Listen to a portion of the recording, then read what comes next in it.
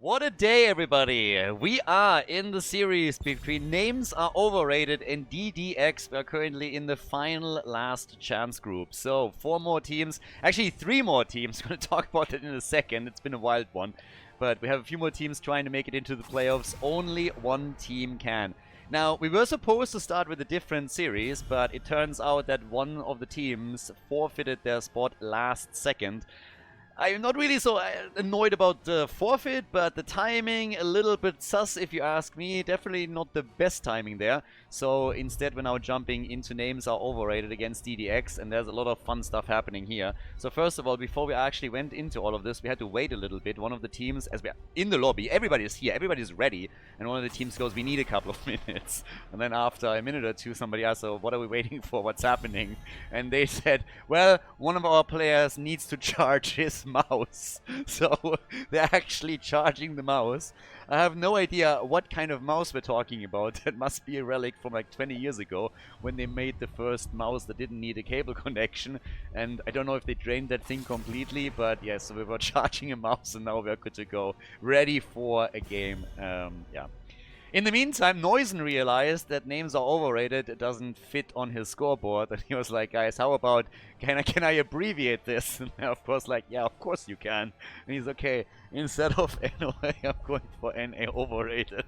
And I thought, that's just too damn good. We're gonna do that as well.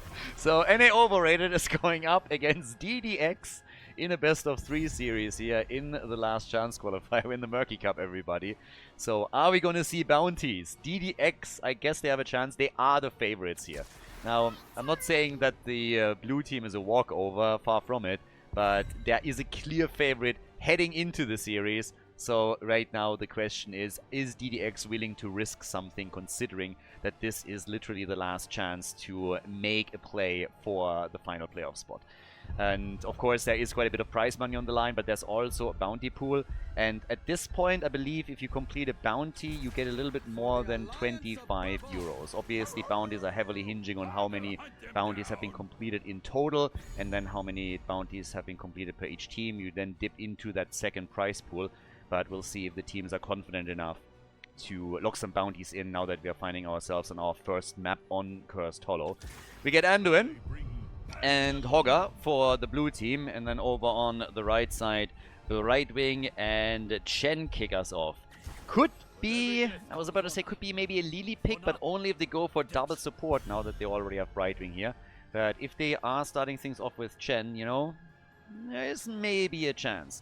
DDX doesn't have that many bounties yet, so they have plenty to choose from. Again, if you are not quite familiar with all of the bounties that we have, there's a list that you can have a bit of a look at to see what bounties are generally available. Keep in mind, every team can complete each one of these one time.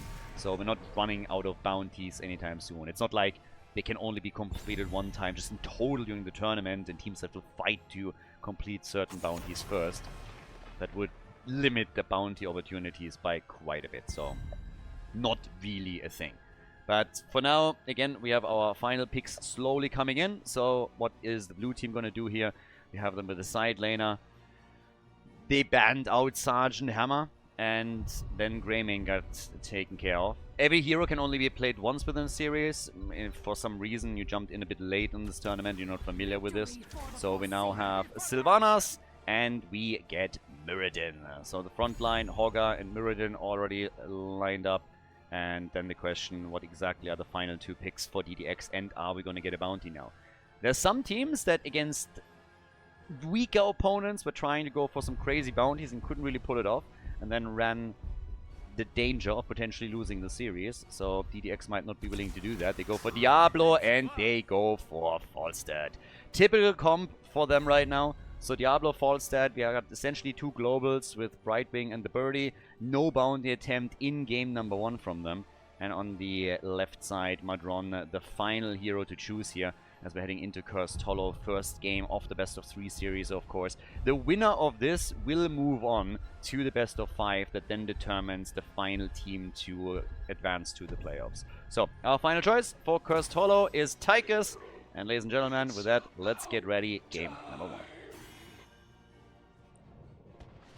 On the left side, NA overrated. Names are overrated with the Dark Wolf on Muradin. We got Coffee on Stiches. I had my coffee as well already. Tycho on Hogger. Madron on Sylvanas. And Hanzuka on Anduin. On the right side of the map, Team DDX with Shizakid on Diablo, Danazovsky with Brightwing. We have Dead Inside with Gathering Storm on level 1 with Falstad. Yoshiro is playing Hanzo for the red team, and as the side laner, they went for the Panda. We have Virgil playing Chen in the first game of the series. So everybody, well, actually not everybody.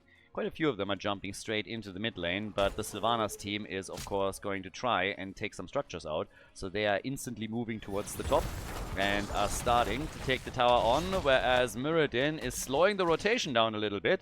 Oh, and the first tactical pause is already happening as Shizakid is pausing the game. Doesn't seem like anybody died. I'm not sure if Virgil lost his mouse again because he is the culprit. He is the one that apparently ran out of battery here with his mouse. So let's just hope that he either found a cable or he was able to connect the mouse, because if not, then we're having a bit of an issue. He could maybe ask Masquerade for a mouse. I mean, he is the Mouseketeer at the end of the day. So, yeah, fingers crossed that everything is fine again in a moment. And we're back. So, Chen dropped for just a second. I mean, they're telling us that it was internet problems that we had on Virgil, but I honestly don't believe him for just a second. He probably just needed to charge the mouse again, which is still hilarious to me. Never had that before. Had a lot of problems that players ran into at some point. I mean, Benny famously had to let the train through, which was a first at the time, but these mouse issues that we're currently experiencing here are also something a bit special. We had obviously the mousecapades from Masquerade, that was also a thing, but even he didn't just have charging problems. Now, with a little bit of damage done at the top lane, we are starting to stabilize here, but the blue team was able to get the additional damage in with Sylvana, so good for them. Now, the blue team is still the underdog here, but it is noteworthy that DDX did not go for a bounty. They just started to say like, nope, we're not going to try and complete anything there. Falstad taken out at the bottom of the map. The bird is gone, so that leaves us with first blood on the side of names are overrated. Now, they are starting to take the next camp here. They have a little bit of a presence at the bottom of the map with Stiches, which also should allow them to maybe push for some structures here too.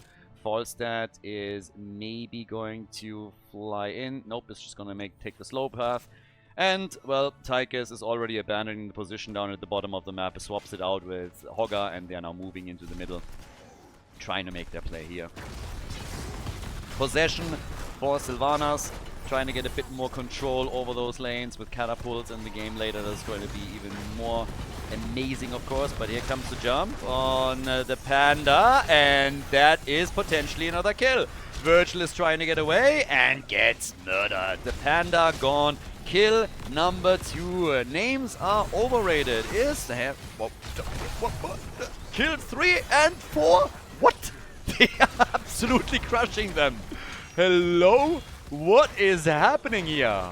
That is something. They're getting 3 kills out of that fight in the middle. 4 in total. And they break the wall down as well. Nicely done. Respect. That is a lot more aggression from the blue team than I expected, and a much better start into the game that I even envisioned for them in my wildest dreams. I really had the red team pegged as the dominant force, maybe not right from the get-go, but I mean, pretty early on. So right now, DDX is struggling a bit.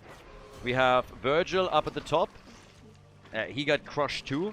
Stiches, of course, with mad damage against the frontliners, also thanks to the bigger they are. And then Sylvanas comes in and starts to eliminate everything. But that push that they set up in the middle with the mercenary camp that they took previously, that was pretty strong. Now they have the early level 7 talent. Gives them a little bit of a lead on that. Yeah, Hogger, and that's a kill. Tried to get away, wasn't able to pull it off. And that is the first kill for Deep Dive Extreme, aka DDX. At the top, Blue team is again pushing. They got Sylvanas here. Chen as the sole defender. He needs some assistance. But instead of defending, they're just trying to push at the bottom of the map right now. They have Falstad coming in and Brightwing, so that's still a bit of a defense. Brightwing is immediately in trouble, but the push at the bot lane now continues with Hanzo and the Siege Giant camp that he took previously. So while the blue team was able to take the wall down up here at the top, down at the bottom of the map, we see the same thing happen. And a little bit of extra damage thanks to Hanzo and what he's currently pulling off here. Hogga is dealing with the situation as best as he can, and we got an Admiral Akbar bush right there. It's a trap. And they're springing it. They're not going to get a kill, I suppose, but they're getting some free damage in. Little bit more patience in that situation, and I think they are looking at a potential kill. Now they themselves might actually lose a hero. Sylvanas gets out with 50 HP left. The bot lane battle is also still raging on as Hogga fights that one out against Hanzo. And Hanzo is a little bit low down there, so he has to be mega careful, possibly retreat, as Hogga is just getting them some extra XP, getting closer to level 10 now slowly as they get their level 9. But that was definitely a pretty decent start. And it's a second tribute also for the blue team. They're easily locking this one in. That makes things potentially even a bit dangerous for DDX, because the next tribute is likely going to come online when the blue team has level 10. If they get a few more kills, then there is actually a chance that this is going to be a curse and DDX won't be able to stop that. There is a small gap in experience between the two teams. But sometimes that small gap is all that you need in order to force a fight with either level 10 advantage or get the objective. And now that they're trying for another kill against Chen, the panda, trying to get away, lots of damage here. Mirrodin comes in and they get it. They take Chen down. There's level 10. They got it. And now they can push with it. It seems like the spawn of the next tribute is not quite going to line up for them. But still, this is them looking real strong here. It's 30 seconds until the tribute is in play. That means DDX has plenty of time to get themselves heroic abilities. But the push at the top just continues. And they went drill. No way. They actually went for drill without taking the stacks on level 4. We had an auto attack build from Team Freedom just the other day with level 4 in the realm. That I could have seen with drill, but they decided to go for Odin regardless. And this one though, even with the bigger they are and an essentially normal build, they're going full on drill on this. And here's the tribute, easily taken, total freebie now for DDX. So the curse, at least for now, avoided. And both teams on level 10 abilities with Diablo going into Apocalypse over the potential lightning breath that he obviously still could have gone for. Now, the attack is coming. They're coming in for the next camp and could line that up in the middle to push for the fort. Obviously, the first one has already fallen up at the top lane. And Diablo with a completed quest on the baseline, so has his revive and is also soaking up the experience at the bottom of the map. Next camp is coming in with the Siege Giants that are on their way at the bot lane. The damage output so far, Stiches 19,000, easy top damage in the game. Sylvanas coming in second place with 15,000. They're already looking at the boss here, but the interrupt is coming as the red team is willing to fight for this. They get the stuns out, and the panda is in trouble and falls. The panda down, and Haga survives as the light bomb connect is in full swing. They get 2, and they nearly get 4 kills here. Brightwing barely making it out of the fight. But this is just getting disastrous for the red team. I'm honestly amazed at how well names are overrated are playing this currently. They're doing a fantastic job in game number 1 here on Cursed Hollow. That triple kill means that we now have 8 kills against 1 in favor of names are overrated. And they easily take out another fort. Easy fort and the chance to go for the tribute at the top. And this one, that's going to be a curse right there. So this is a disaster for DDX. DDX is in so much trouble right now. We have level 13 as a talent advantage for names are overrated. We have the curse and 2 forts are already gone. So they can dominate that fight with ease and push for the walls on the keeps. Not sure if they can take the keeps out themselves. Probably not. But just going for the keep walls and obliterating some of those should already help a ton here. Mirrodin having access to Bronze via Rage at this point is also helping them, of course, to take those minion waves out whenever they appear. Not quite sure why they're not pushing in the middle a little bit more aggressively. I mean, they need to get something out of the curse. And they actually decided to go for a boss.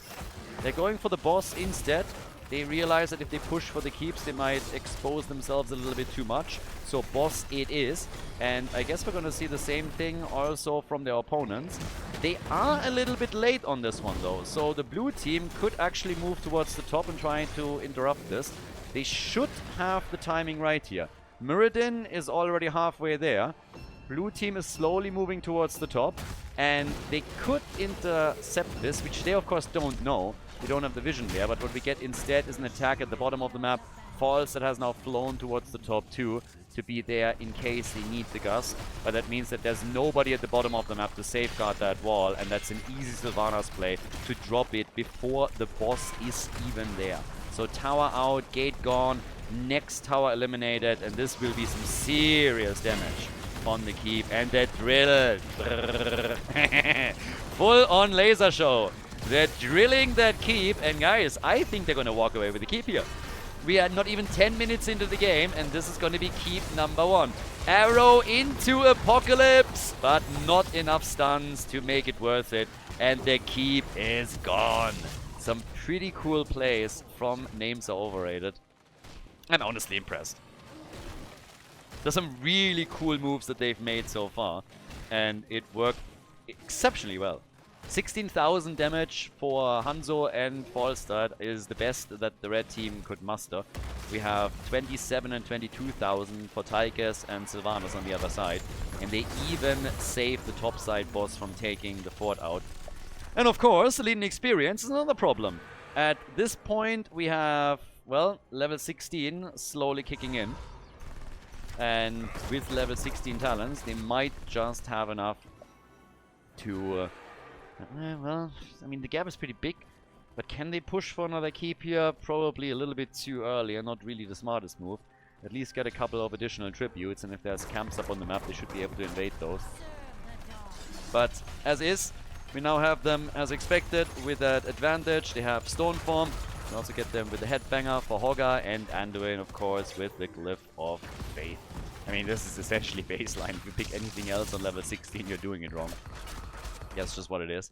Down at the bottom of the map, we got Hogga moving in, taking the Siege Giants out, and the team is aggressive in the middle once again, this time against Diablo, trying to take him on and dropping him quickly in hit points, but with Brightwing around and the rest of the team present, not really a threat. Chen could have always gone for the barrel and just kicked them away here. It's half a level until the red team has a level 16. There's a few more camps that they can now go, but things have calmed down slightly. I would assume that Names Are Overrated is pretty happy with the spot that they are currently be in. Taking down that keep at the bottom of the map was super important, so things have slowed down slightly. They won't be ahead in talents anymore in just a second, but yeah, they'll wait out for the next tribute maybe. It's all the way up at the top, so they can claim that, ensure that the red team is not getting closer to a curse themselves. And he has level 60 now for DDX. So right now, DDX is going to just try and finally get some kills in and force a few team fights. Especially, of course, because they need to get a little bit of headway here. They haven't taken a fort out yet. The one at the top lane for the blue team and at the bottom of the map have taken a lot of damage. So those would be the first ones that would be worth pushing for and trying to take out to also at least get some counter pressure through catapults. Because as the game continues, that will be a problem. Yeah, Chen, Fat Illidan is about to jump in. Arrow into the Apocalypse. It's not really lined up well though. That's a bit of a problem. You essentially need to use both of them at roughly the same time, or it's not going to work. Most of the time the APOC and the Arrow are unleashed more or less simultaneously. If you don't do it that way, your targets have a chance to move out of it. It's a pretty difficult combo in most situations to execute. It really helps if there's a few choke points that the fights are slowly transitioning into. But right now, we have Falstad at the top. That is an advantage, of course, for DDX. They have globals. That's something we should definitely not ignore. They have some globals on the map that they can use. And then again, here comes the fight for Sylvanas, and she's gone. Sylvanas is down. The red team, on the other hand, starting to lose heroes as well. Diablo's the first one to die. Now they're trying to go for Chen and Brightwing, and both of them are mega low. Brightwing trying to escape. They're turning it. Hogger dies, but so does Chen, and the chase is on as they go for the Dark Wolf and they take him out. That was still a close call, but oh my god. 5-man team wipe and the tribute taken on top of that. What a fight. Muradin jumping out just to get annihilated by Hanzo a second later mid-jump. And then they went for the rest of the team, took them all apart and go straight for the boss now. Wow, that was a bit brutal. That was rough for names are overrated.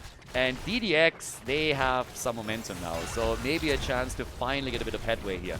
If they take the boss at the bottom of the map, they will of course take the bottom forward with ease. And now they can move towards the top, try and go for boss number 2. And more importantly, go for the tribute and therefore curse the opponent. So this could be a huge problem for names are overrated. I don't even know why they're currently sitting at the bottom of the map here. They should have gone immediately towards the top and deal with this. That double boss play would have been worth a lot, because if you have the curse and then 2 bosses on the map, I mean, that's the dream right there. Double boss plus curse, that's gonna be tons of damage. And now Vision obviously at the bot lane, which means freebie on the curse, and they can go for the second boss if they want to. But they're playing this way too safe. I honestly don't understand what the red team is doing. They want level 20, I guess, but they could have gotten that boss easily and gone for the curse. The curse they will still get. But yeah, blue team is also not contesting this in the slightest, which I find a bit surprising. So now that the blue team is in the middle of the map and shows clearly on the minimap, we have the red team making the play that I thought they would make earlier, just with a delay. So they're going for the boss, they're taking it, and they're taking the curse. I really expected that names are overrated are going to contest at least one of the two. So now we have the boss and we have the curse. All of this a little bit later than I thought we would get it, but we have it with level 20 talents on both sides just as the push happens. And, well, here we go. For Destroy, that's the second one that gets eliminated here. And we got the drill upgraded as well. Focusing diodes. The range on this one is actually pretty sick, so this should be fun. We'll see how exactly Tychus positions this. They definitely have to position that one well to help with the defense. Alright, just behind the... maybe, honestly, this is too far. This is too easy to take it out. It's already gone. He should have set it behind the keep. That would have still been plenty of range. But now we have the keep falling. That drill did nothing. With a bit better positioning, I think he could have contributed in the fight for sure. But here comes the play for Muradin. Anduin saving the day. And this time the combo way better. Boss is going for core. DDX struggling throughout the entire game. The blue team is actually still in the lead in the kills. But it seems like this might be all she wrote.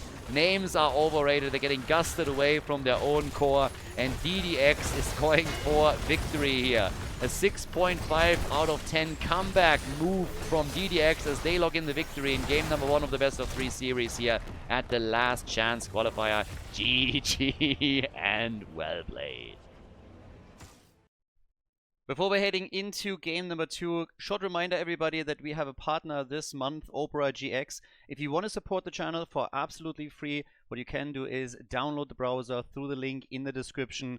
Play around with it a little bit, again, install the thing and see if it's for you, create a user account, maybe customize the entire thing. They have some insane themes as well. If you're a StarCraft fan, for example, you're going to find quite a lot there. But be it as it may, if you are going to use the tool for a bit, it would really help the channel, it would help us to host more events in the future, and you would support the stream and the YouTube channel as already mentioned. So thanks in advance to everybody who has already done it, and I really hope that we have more people that use a couple of minutes of their time to do exactly that. So enjoy game number 2, and thanks again everybody. So game number 2, Towers of Doom is the map. I feel a little bit sorry for names are overrated, I really do. They had such a great showing in the early game of the previous map.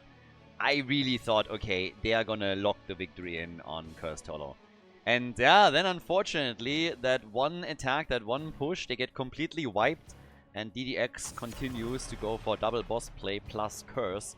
And that essentially breaks the blue team and yeah, gets the victory to DDX. Great comeback, don't get me wrong, happy for DDX. But I feel with all the effort that names are overrated put in and the great early game that they showed, they would have deserved to win a map there. Now, they are, of course, behind. The question that immediately has to be asked is, will DDX try and take advantage of the situation by playing a bounty? I mean, if at any point you're going for a bounty attempt, it's when you are ahead in the series, right? So if you are not really confident enough that you can complete a bounty when it's just even, then there is obviously a chance that you're just going to go for the bounty when you are ahead and when you, so to say, can afford to potentially lose the map. Now, are they going to do that?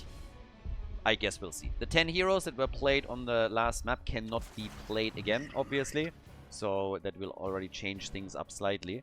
We got Blaze as an early pick and Stiches plus Medivh. That in and of itself is already awesome. Now I just need them with the bounty approach. They could go Stiches Alexstrasza, but we go for Kidnap combo. This is actually a bounty that was suggested for the next tournament. There were a lot of bounties that were suggested on the next tournament.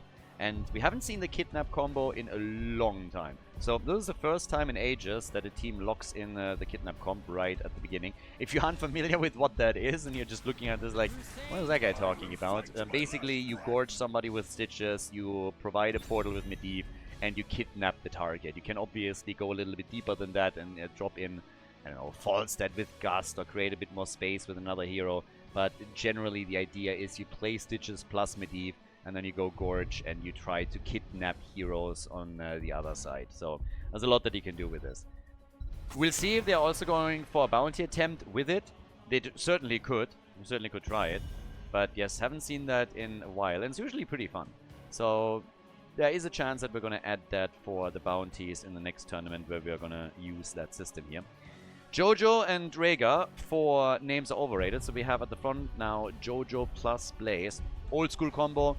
Mega powerful, super strong, and of course proven countless times.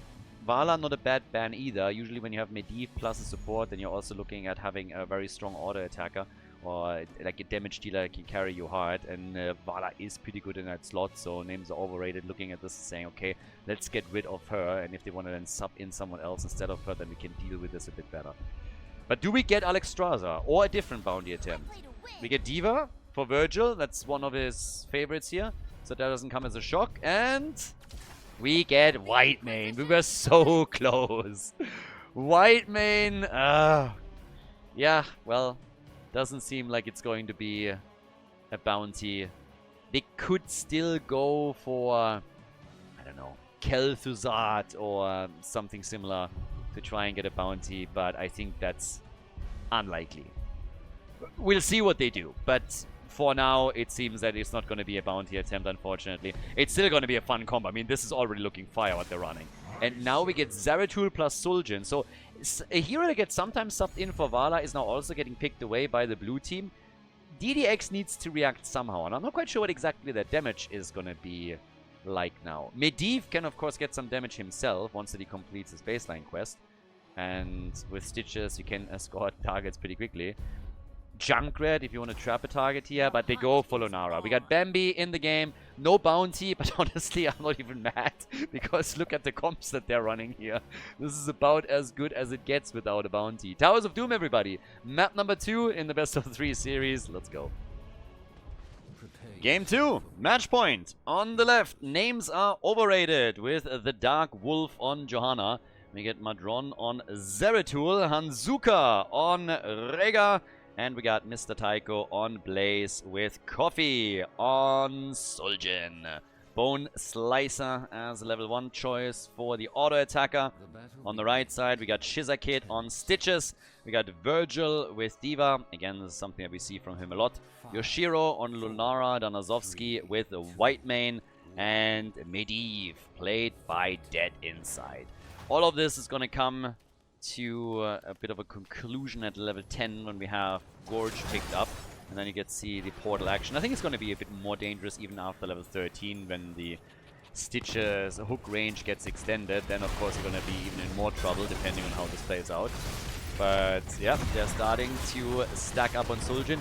I gotta say that I'm a little bit salty that Zul'jin got changed. I talked about this just the other day.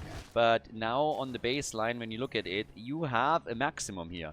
which is just sad. I mean, you can still stack your level 7 if you go for it endlessly, but capping the auto attack quest now at 50, it's... I don't know. I feel like it takes away from what Suljin was and that promise that he always, you know, held for any team that picked him, that in a prolonged game he would be an absolute monster. He can still be a DPS machine, but the cap on the auto attack, it feels a little bit bad.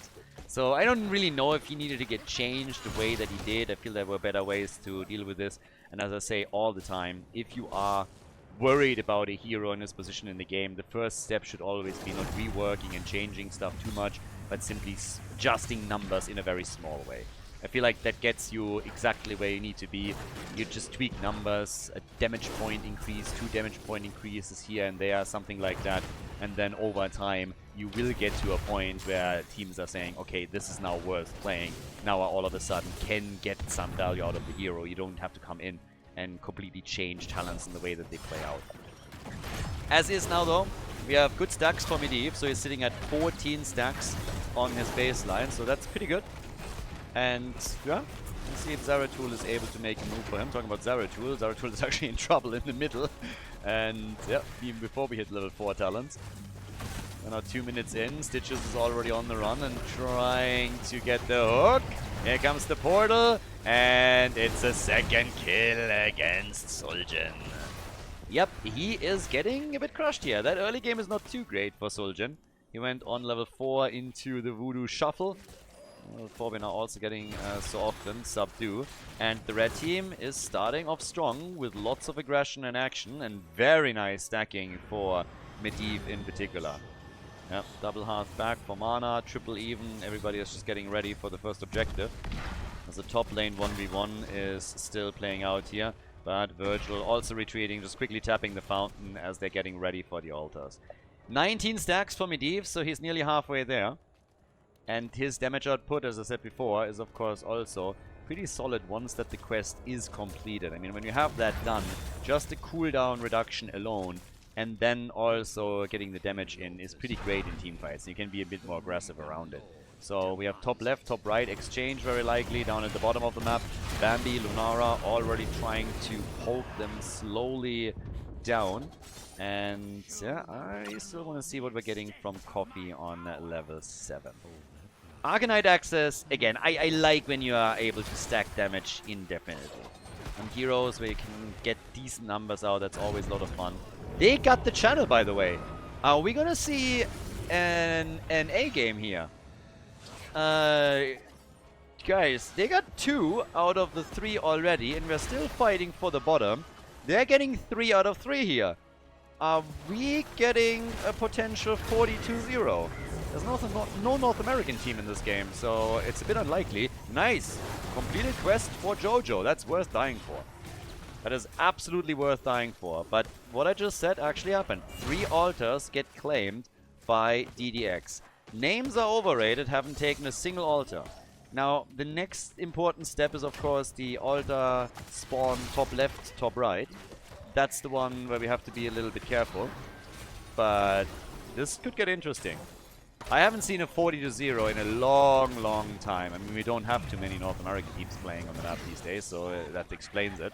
But yeah, here comes the kill against Suljin. That's number 3, by the way. Suljin died 3 times already. Has used Vicious Assault on level 7. And that is a leading experience. That's 4 kills to 0. I just want to see the next objective. I really want to see what happens when we're talking about the top left, top right, if they are able to get both of them. Because if they do, then 40-0 is actually a halfway realistic outcome. Currently, it's the first step. I'm still skeptical, but the real test will be when there is a shrine on altar, at the top left, right here that they gotta fight for.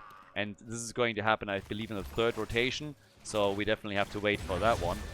Now we have the bot lane double, and it's gonna get mega interesting depending on how this plays out. 36 stacks for Medivh, so he's nearly completed his quest. Good news for him. Not sure if DDX is gonna try and pull that off. I mean, if they're actually aiming for it. But yeah. Yeah, teams are some suggestions around bounties like, oh, make them win with like 40-0 here or something. But that's not really a bounty. That's more of an achievement than anything else. Like, bounties is something that you consciously aim for. A little bit too hard. But there's the first... The guys, they're getting both. They're getting both. We're getting really into a scenario where it could be a 42-0. Here comes the explosion from D.Va, creating some space. They're going for Blaze. The channel is going to happen in a second. And here comes Gorge. They got level 10. One of the reasons, of course, why the blue team started to fall back here. Because they realized that heroic abilities is something that they can't deal with. So now we have the bottom altar channeled through as well. Another 4 shots fired. And we had 40 points to 20. 40 points to 20, and the next objective is going to tell us a lot about how this goes. For the blue team, honestly, you have to make sure that you're getting at least an altar channel. Whatever you do, at least channel 1. But now the bell tower at the bot lane is going to get attacked. We have level 10 on both sides, with names are overrated, locking in their heroics. Still not a completed quest for Medivh. We have 13 stacks only also for Suljin. He's trying to get a few more here. Yeah, also, well, we get Bunny Hop, and more importantly with Gorge and Stiches getting those hooks, there could be more portal action. Comes in, could actually just Gorge and walk through the portal. Has Gorge back up, but the portal is disappearing, so they're starting to set things up. There's the Gorge. Yeah, and they're just like trying to set everybody up in that little corner here, not even trying to walk away. They're just staying exactly where they are, and he's like, boys, I got him, I got him! And they're all coming in to help out. The quest for Medivh gets completed as he takes down Blaze. That's a 5 versus 4 on the map now. And they're coming in for the bell tower at the bottom of the map. Next objective is a single altar at the mid lane. And given the situation that we find ourselves in right now, that maybe a kill here? No, okay, they get through the portal. For Lunara, it was maybe a little bit close. There would have been some nice venison steak if they would have been able to take her down. But yeah, there's no lead in experience. It's 6 kills to 0, and even the bottom bell tower has not been taken. So this could be the one. We're gonna be trying to fight for this one with the pumpkins now about to be taken. But the blue team, I mean, boys, you need to do something here. 25,000 damage for Suljin, 28,000 for Lunara. And yep, they're trying to get the channel. And here's Gorge. They get the channel for free. No! No! The dream! It has been shattered. Shattered and destroyed. 4 shots fired against DDX because DDX got a hook Gorge on Blades and said like, Geil, we get a kill. So they tried, but yeah. The dream is gone. Blue team is happy. But at this point, they're trying to go for Jojo. And they get her. Jojo is eliminated. Another hook, another hit. And that is a ult activated on Suljin to save him. And he even received the heal from Rhaegar. But the casualness with which the blue team the red team just let this opportunity slide is disturbing. It's like, I really thought they would try. After they had a 20 to 40, I thought, okay, they're going to at least try here. But no, they were absolutely unimpressed. They're like, yeah, we don't care. So now we got Blaze, we got Zeratul here. He could still get the hits now that Lunara says hello. And they are getting Blaze. How many times did Blaze die? 3 times? 4 times? 4 deaths on Blaze. Damn. 9 kills in total. Blue team hasn't gotten a kill yet. And there's another altar solo spawn at the bottom of the map. And they're rotating towards the pumpkins again. Trying to get a bit more here. 18 stacks to 36. In regards to core points, the level 13 talent, of course, another huge advantage now for DDX. But it was in the last few seconds. Now the blue team has picked it up as well. But it should be an easy channel at the bottom. Nobody's going to get close here from the blue team. Especially, of course, with the bell tower here taken. So that's an easy 5 shots fired. No problem. Whiteman is the one channeling. Oh, but they get the blessed shield out. And Medivh is ruining the day of names are overrated with a nice shield. And then they turn it. In comes Suljin. He doesn't have an ult yet. His ult is still on cooldown. And therefore, Coffee doesn't stand a chance and gets annihilated. Just a couple of seconds before he would have had his level 10 back up and ready. Now they go for the Dark Wolf. The Ancestral is not there in time. And another hook against Rega, and they get him too. That's 3 kills in total as they hunt Rega down and drop him. And obviously now we have level 16 talents on top of that as well. And they're just in a stellar position to maybe even end the game. I mean, they're trying to go for Zeratul to just run circles around them. But eventually he gets caught, locked down and killed. That's 13 kills to 0. They can go for the boss. And of course there's a triple altar phase coming up next. So there's a very, very good chance that DDX is locking in a 2-0 victory against Names Are Overrated here. The blue team is trying to throw everything that they have against them. They're attempting to reclaim the bottom of the map, for example, and they will get this bell tower. The question is simply, what is that going to do for them? Because the result is more or less the same. With the 4 shots that just now got fired against the core, they're down to single digits, they're down to 6 points on the core, meaning that 2 altar channels in favor of DDX is going to end the game right here. So, well, the situation is dire for the blue team, especially since they don't have level 16 talents yet. Suljin gets trapped, but has his ult. Can use his ult once he comes out here. Tries to not claim it, but will have to activate it regardless. Gets the Ancestral as well, and will still... Well, actually, he might not die. Suljin is a bit low. Yeah, he gets isolated and he falls. Blaze is in trouble and is about to get murdered too. Finds himself in the bunker for now. Down at the bottom of the map, Medivh just soloed Zeratul. What?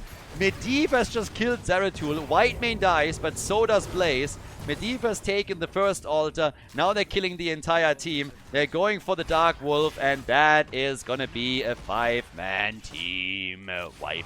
Jojo dies. D.Va completes the channel. That is game a 2-0 victory for DDX over Names Are Overrated, who drop out of the tournament. GG.